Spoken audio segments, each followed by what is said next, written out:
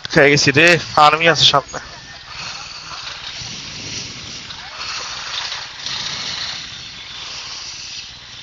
Assalamu alaikum everyone, it's me Musa and welcome back to my another video. So guys, আজকে আমি বের হইতেছি, একটা জায়গায় যাচ্ছি, আর সেই জায়গাটা হলো মোহাম্মদপুর এলাকা। তো মোহাম্মদপুর এলাকায় যেতেছি আর কি, একটা বার্থডে অনুষ্ঠান আছে, সেখানে যেতেছি। আর এখানে আমার গিফট আছে, আমি গিফট নিয়ে নিছি। তো এখন যাব মোহাম্মদপুরে। তো যে মোহাম্মদপুরে যেহেতু যাইতেছি, তো ভাবলাম যে যেতে যেতে তোমাদের সাথে একটা ভিডিও শেয়ার করা যাক। তো তার জন্যই আর কি মেনলি ভিডিওটা অন করা। যেতে যেতে মোহাম্মদপুরে এক্সপিরিয়েন্সটা বলে দেব। তো রিসেন্টলি মোহাম্মদপুরে ভাইরাল জিনিসটা হলো কি, ছিনতাই ডাকাতি। আসলে জিনিসটা কিন্তু ভয়ঙ্কর, হ্যাঁ। আর ওই মধ্যে আজকে আমি যাইতেছি পুরো সিঙ্গেল। তো ওখান থেকে বেরোতে মনে রাত্র হয়ে যাবে। তো যে অবস্থা ওই এলাকার, আশা করি এরকম প্রবলেমে যেন নাই পড়ি। এইসব প্রবলেম পড়ে গেলে সমস্যা হয়ে যাবে। তো যাই হোক, দেখি যেতে যেতে কি হয়। আর ঈদের আজকে প্রায় 4 দিন 5 দিন হয়ে গেছে, মনে আমার খেয়ালও নাই কয়দিন হয়ে গেছে জানি না। রোডঘাট ফাঁকাই আছে, আশা করি বেশিক্ষণ সময় লাগবে না যেতে। বাকিটা বোঝা যাবে, যেতে যেতে বোঝা যাবে। আর এমনিও রাস্তাঘাটে একটু পুলিশের চাপটা একটু কম এখন, জানি না আমার যাওয়ার পরে আমারও ব্যবস্থা হয়ে যায় নাকি কে জানে। তবে আমি এখান থেকে বামে যাব, কারণ আমি পুলিশের সামনে পড়তে চাই না। বিকজ আমি একটা জিনিস আমার সবাই ভালো করে জানে, যে আমি খুবই একজন একটা লেট লতিফ একটা মানুষ। লেট লতিফ আমি। তো লেট লতিফ মানুষে সবসময় আমি লেটই করি। তো আমার বেরোর কথা ছিল আরো অনেক আগে। এখন বাজে সম্ভবত প্রায় 6:30 বেজে যেতেছে। আর আমার বেরোর কথা ছিল সেই 5টা বাজে বা 5:30 বাজে এরকম দিকে। আর আমি বেরিয়েতেছি 6টার দিকে। তো একটু টেনে যাব। আর অবশ্যই আমি টেনেই তো যাই সব জায়গায়, এটা তোমরা জানোই। তবে এখানে গিফট আছে, কন্ট্রোলে প্রবলেম না হয়ে গেলে দিছে, বাকিটা দেখা যায়। আসলে গিফটটা নিয়ে আমি অনেক চিন্তায় ছিলাম, বিকজ এখন মার্কেট টার্কেট সব অফ। তো এটা বহুত কষ্টে পাইছি। এখন এটা পছন্দ হবে নাকি জানি না। সো গাইস, দেখছো রোডটা কি পরিমাণে ফাঁকা, আর খুব ভালো লাগতেছে। ঈদের দিন থেকে শুরু করে এখন পর্যন্ত বাইক রাইড করে যে এত মজা পাইতেছি, এমন মজা ঈদে ছাড়া আর কোনো সময় পাওয়া যায় না। এখন আমি বেশিরভাগই বাইরে থাকি, কারণ কি এই টাইমে যে রোডটা পাওয়া যায়, এই রোড অন্য কোনো টাইমে পাবেন না আপনারা। শুধু এই রোডটা পাবেন, এইসব রোড খোলা খালা রোড পাবেনই তখনই যখন এই যে দেখছেন কত জোরে, ওরে ভাই পুরা গরম। আর এখানে দুইটা আপু যাচ্ছে কোথায় জানি না, আপুদের একটু দেখে নেই। হ্যাঁ, আপুরা সাজুগুজু করে বের হয়েছে, হ্যাঁ ঠিক আছে। তো আপুরা একটু সাজুগুজু করে বের হয়েছে, কোথায় যাচ্ছে জানি না। টিএসসি তে হয়তো বা, কারণ টিএসসি আবার সবারই পছন্দের একটা জায়গা, আমারও পছন্দ। আমি বাইক নিয়ে আসতে অনেক পছন্দ করি। আমি ভাবছিলাম আপু মনে খেয়াল করবে জিনিসটা। থাক, বাদ দিই, ফাইজলামি না করি, আমরা আগাই।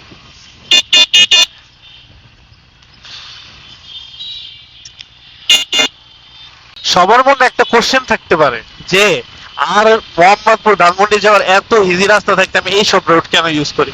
বিকজ এই রোডটা আমার আসলে অনেক ভালো লাগে। টিএসসি রোডটা আসলে খুব মজাও, প্লাস এই রোডগুলো ফাঁকা থাকে বেশিরভাগ। এমনি নর্মাল ডেজে অন্য সব রোডের তুলনায় টিএসসি রোডটা বেশি ফাঁকা থাকে। তো যে কারণে আমি অলওয়েজ টিএসসি রোডটা ইউজ করি। তো দেখা যাক। ও মা, এখানে জাম পড়ছি। টিএসসি তে একটু জাম থাকবে, এটা আমি বুঝতে পারছিলাম।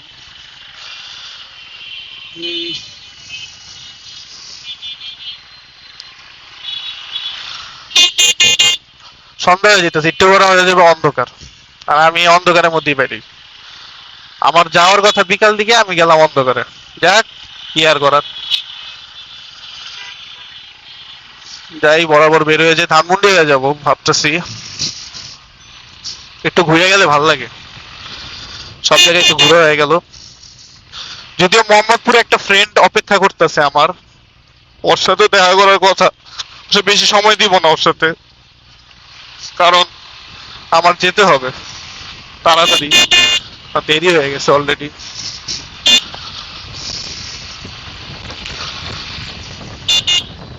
আমি সবসময় এই রোডে একটা কথা বলি, যে এই রোডে যেরকম শান্তি আছে, ওই রকম শান্তি আমি আর কোনো রোডে পাই না। কারণ এই রোডে একটা অন্যরকম মজা পাই আমি সবসময়। কারণ এই রোডটা আমার খুব ভালো লাগে। বিশেষ করে ভিসি চত্বরের থেকে যে রোডটা ঢুকে মানে বাইরের দিকে, সেই রোডটা বেশি মজা লাগে আমার কাছে, কারণ রোডটা খুবই সুন্দর। এই রোডটাও খুবই সুন্দর, কিন্তু এই রোডের স্পিড ব্রেকারটা একটু বেশি। বাট হ্যাঁ ঠিক আছে, আমরা ঢাকা ইউনিভার্সিটি এরিয়া থেকে প্রায় বের হয়ে গেছি। সামনে এসে পড়তেছে আমাদের নিউ মার্কেট। নিউ মার্কেট থেকে আমি ঢুকে যাবো ধানমন্ডিতে। যাই, বেশিক্ষণ লাগে না, অনেক কম টাইমই লাগছে আসতে। আমি ভাবছিলাম তো একটু টাইম লেগে যেতে পারে, মানে ঈদের সময় তো রোডঘাট ফাঁকা, এটা আমিও বুঝতে পারছিলাম। হচ্ছে সামনে একটা সার্জেন্ট দেখা যায়। ও ভালো কথা, এই রোডে না কাজ চলতেছে। সবচেয়ে একটা ইন্টারেস্টিং কথা বলি, এই রোডে না কাজ চলতেছে। এই রোডটারে ব্লক করে রাখছে, এদিকে অর্ধেক হয়ে দিচ্ছে, ওইদিকে অর্ধেক হয়ে দিচ্ছে। রোডটা এমনি অনেক জাম লাগে, মানে এখন তো যাই হোক বন্ধের সময়, কিন্তু খোলা দিনগুলোতে যে কি অবস্থা হবে আমি সেটাই ভাবতেছি। আরেকটা চিন্তার বিষয়, একটা গাড়ি দেখে আমার মনে পড়লো, মোহাম্মদপুরে কি আর্মি হইতে পারে? হইতে পারে। ভাই আমি আসলে না কোনো ইয়ের প্যারায় পড়তে চাচ্ছি না, কারণ কি যদি এখন আমি এই প্যারাগুলোয় পড়ি না, আমার টাইম লাগবে। টাইমটাই আমি নষ্ট করতে চাইতেছি না, তো চিন্তা করবো না। দেখি যদি এরকম বিষয় হয়, চিপা চাপা ফাঁকা দিয়ে বেরোয় যাবো, এটাই টার্গেট করছি। গাইস, কোন জায়গায় জাম থাকুক বা না থাকুক, বাট না থাকুক আর কি, ধানমন্ডিতে জাম আছে। দেখি কতটুকু গ্যাপ বুক মারা বেরোয়া যায়। এই একটা জিনিসই আছে, বাইকই একটা জিনিসের জন্যই ভালো, যে গ্যাপ মারা বেরোয়া যায়। দেখা যাক কতটুকু বেরোতে পারি। ফাঁকা নাই তো। আরে আমার এই আপনাদের জন্য কথা বলার জন্য এই গ্লাসটা নামায় রাখতে হয়। গ্লাসটা নামায় রাখলে কিচ্ছু চোখকে দেখি না। আচ্ছা, এখানে মনে হয় একটু পুলিশ দাঁড়ায়, হয়তো সিগন্যাল দিয়ে রাখছে, নাহলে গাড়ি তো এমনি জমাট হওয়ার কথা না।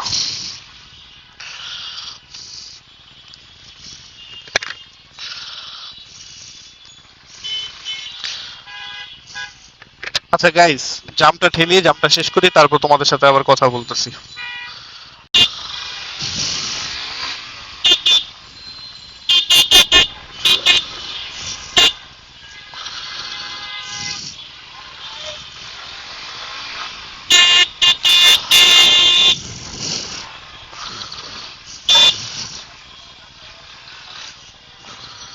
Fuck.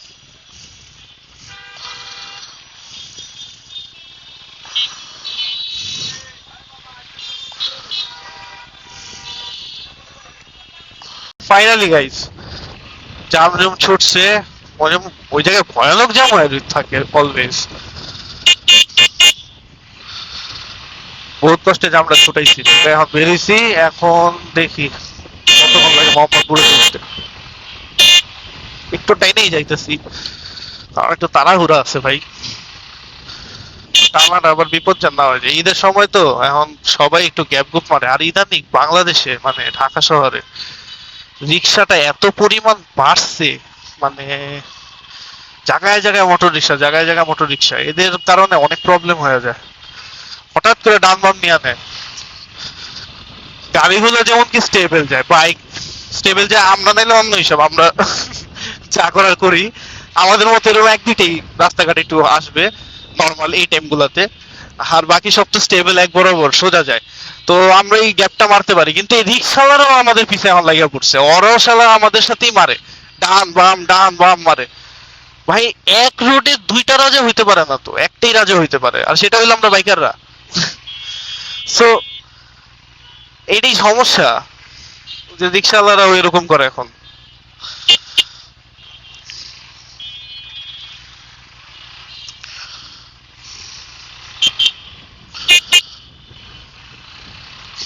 সো গাইস, ধানমন্ডি সব পাড়ি টাড়ি দিয়ে এখন আমি মোহাম্মদপুর দিকে চলে যাচ্ছি। আর রাস্তাটা একটু ডিফিকাল্ট আমার, কারণ আমি মোহাম্মদপুর একটু কম চিনি, বেশি ভালো চিনি না, কারণ মোহাম্মদপুর আমার যাওয়া আসা খুব কম। বাট মোহাম্মদপুরের সিয়া মসজিদ এটা আবার খুব ভালোভাবে চিনি, বিকজ ওখানে আমার খালার বাসাও আছে, আরো অনেকজনের বাসা আছে। তো যে কারণে আমার একটু সিয়া মসজিদের সাইডটা খুব ইজিলি আমি চিনা যাই, কিন্তু একটু গ্যাদারিং জায়গাগুলো মনে থাকে না, ভুলে যাই। তো বাকিটা ঠিক আছে, যাই। কট খেয়ে গেছি রে, আর্মি আছে সামনে।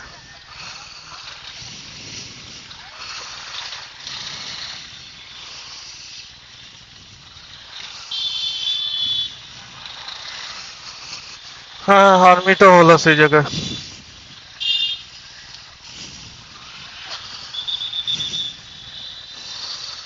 আর্মিরা এখানে ডিউটি করতেছে।